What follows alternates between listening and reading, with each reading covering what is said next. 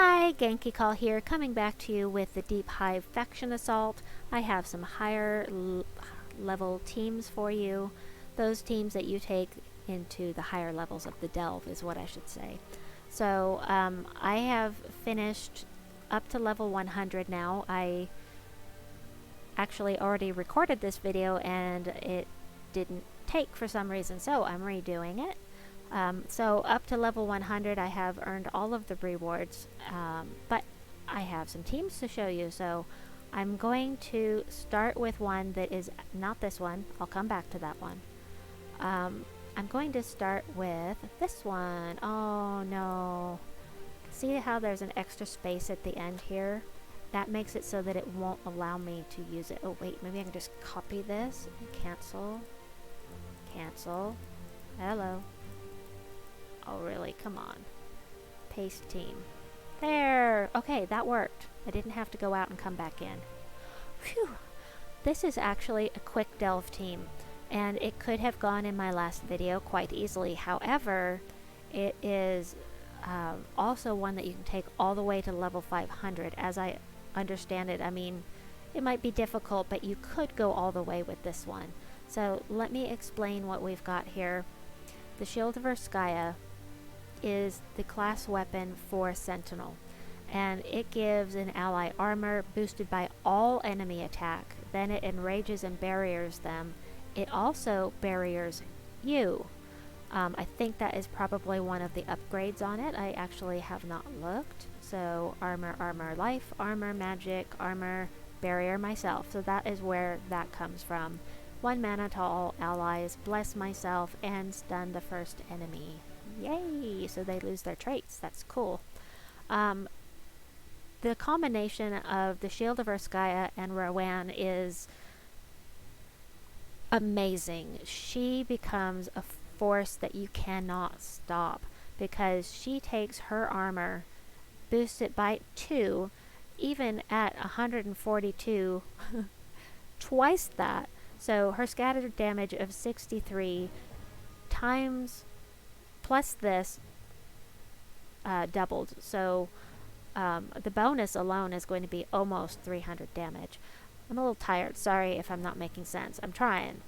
And then she has, these are her traits. You get Rowanne just by completing the Forest of Thorns storyline. If you don't have the Shield of Urskaya yet, you can put the Golden Cog in here. There's the Anvil too would work, but I like the Golden Cog if you don't have the Shield of Urskaya.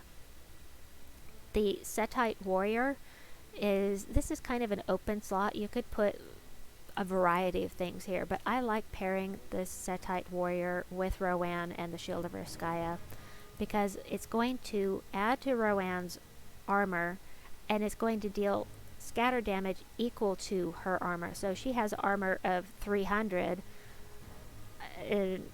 That's going to be 300 scatter damage. That's really powerful.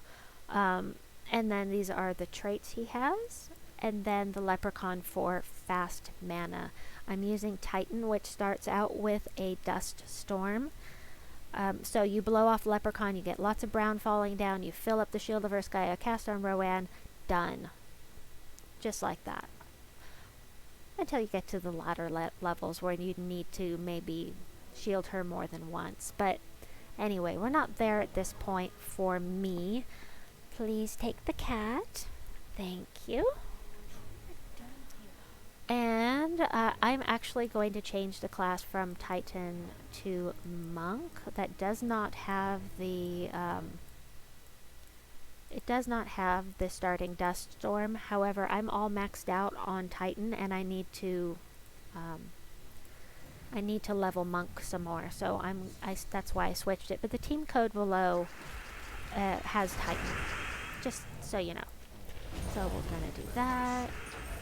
We're going to cast on Rowanne here, do some damage to them, and then see her boost is 394 plus this is just insane.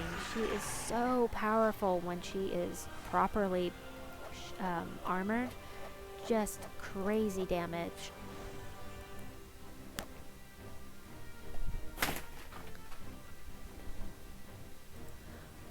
Let's see, 400... 150. We're definitely doing this room. There's a Valraven! Yes! That means that on the next video, I can head straight for the throne room, which is really nice because I'm getting pretty darn tired. Okie dokie. There we go. Whoop whoop! Nice and fast. Okie dokie. I could head straight for the throne room right now, but this is such a fast team that it doesn't bother me to go ahead and finish. I do love delving, and normally I would just not even think twice. I would just do all the rooms, even with the High King Irongut team. But as I said, I am rather tired, so it is like 3 o'clock in the morning. Okay, we'll do that just for kicks and giggles. We'll finish up with this, thank goodness, because those bullets are a pain.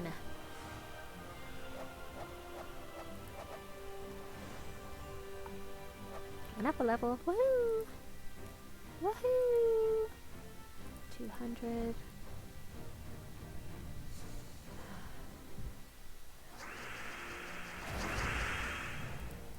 Okay.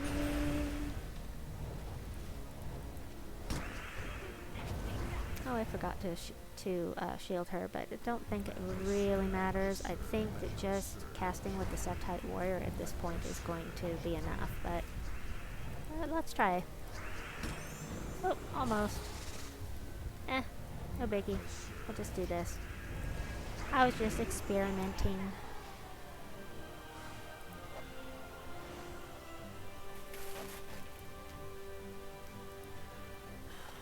Oh, definitely not that room yet. We'll do this one. Now, something to keep in mind on the Rowanne team. If you lose your Shield of Urskaya, you're going to have a lot of difficulty with the really high, or rather, I guess you should say, the deeper levels of the delve. Because the more shielding she has, the harder she hits, and if you don't have the shielding, then that's going to make things a lot more difficult.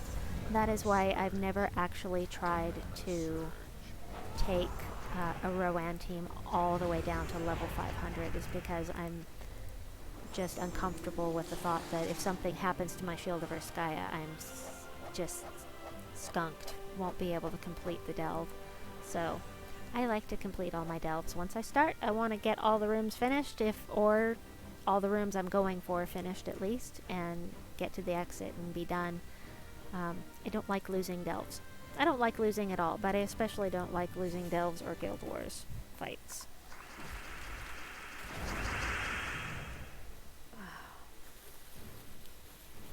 Okie dokie.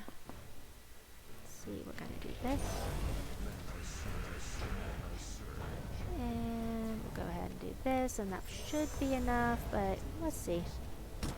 Nope, not quite, so we're going to cast with the Settite warrior and finish him off that way.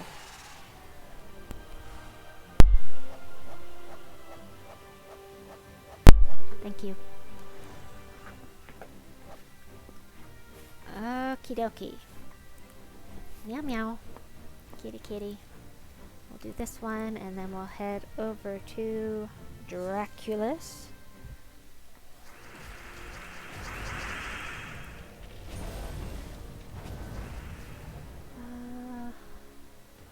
This green will do. Oh. I was not thinking. Okay, we'll do this. And then we'll do this. And the Shield of Urskaya barriers myself and her, or whomever I cast on. So that's very cool. Plus, with Titan or Monk or Sentinel, any class with Rock Solid, you're going to get a barrier every time you match brown gems. So that makes it extra safe. We'll do this. Thank you.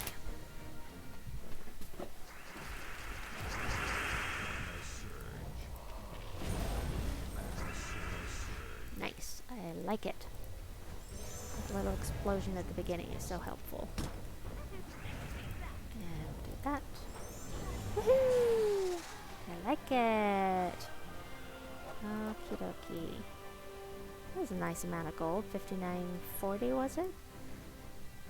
From one battle. That's always nice.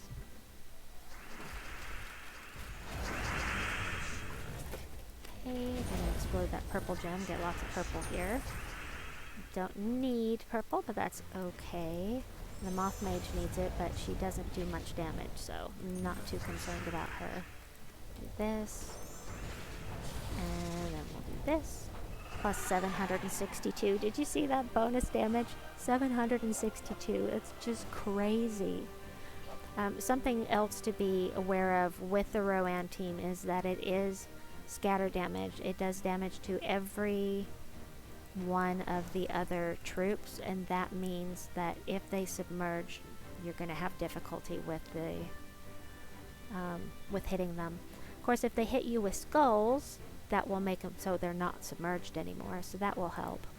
But let me grab the next team here. You saw it at the very beginning of the video. I do have alternatives for Vash'Dagon.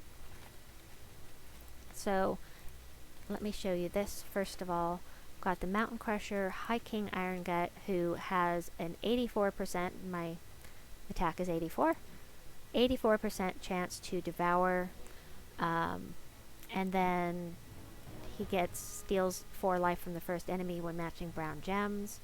He's also going to go up 1 every turn. Queen Beetrix is a beast. You know, she's amazing. She will feed High King Irongut and the Mountain Crusher. And then Vash'Dagon is here specifically for curse. So Vash is not the only one that can do this. I highly recommend using a troop that can curse rather than stun, because if you stun them, it will remove all of their traits, and that will mean if they have an immunity to devour, that you'll be able to devour them. However, it won't do anything about troops that are submerged or barriered or blessed. If a troop is barriered, blessed, or immune to devour, cursing will take care of all of those things, and High King Irongut will be able to devour, because he can't if they're blessed or barriered. He does not. He cannot devour if they're blessed or barriered, and of course not if they're immune. But a troop that curses will take care of that. So besides Vash'Dagon, there in the description box below, there is also this same team with Matron Velenne instead of Vash. And Matron Velenne, you know, she has a chance to kill. Not worried about that. She's not here for her spell. She is here to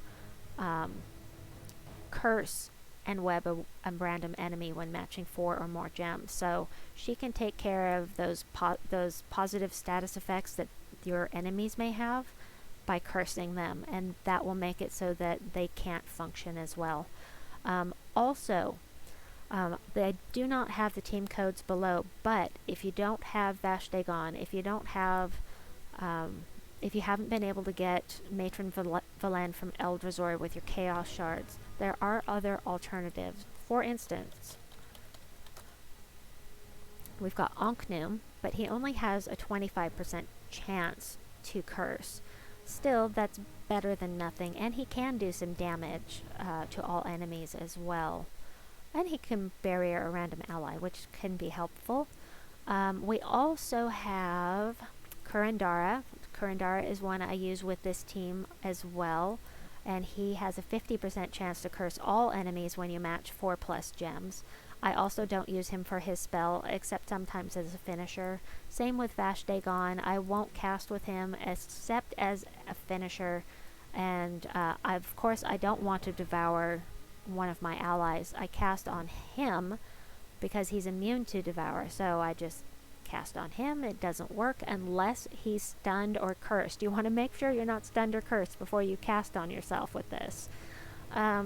Also, the Scourge of Honor would be a really good one in here. Vash and the Scourge of Honor both do true damage, so they'll be a nice complement to Queen Beetrix in case High King Irongut's too slow. He's a good finisher, and actually when he's... let me put him over here. He actually does 61 true damage to all enemies when he's in the Delve environment, and he curses and diseases a random enemy when you match 4+ gems. So that's another option. Then we have, let's see, that's it for the ones that can curse just as a trait. You don't have to cast with these specific ones in order to get the curse. You could use, you could put another Queen Beetrix, you could put Leprechaun here, and then use Fiendfire up here. Let me show you Fiendfire. There it is.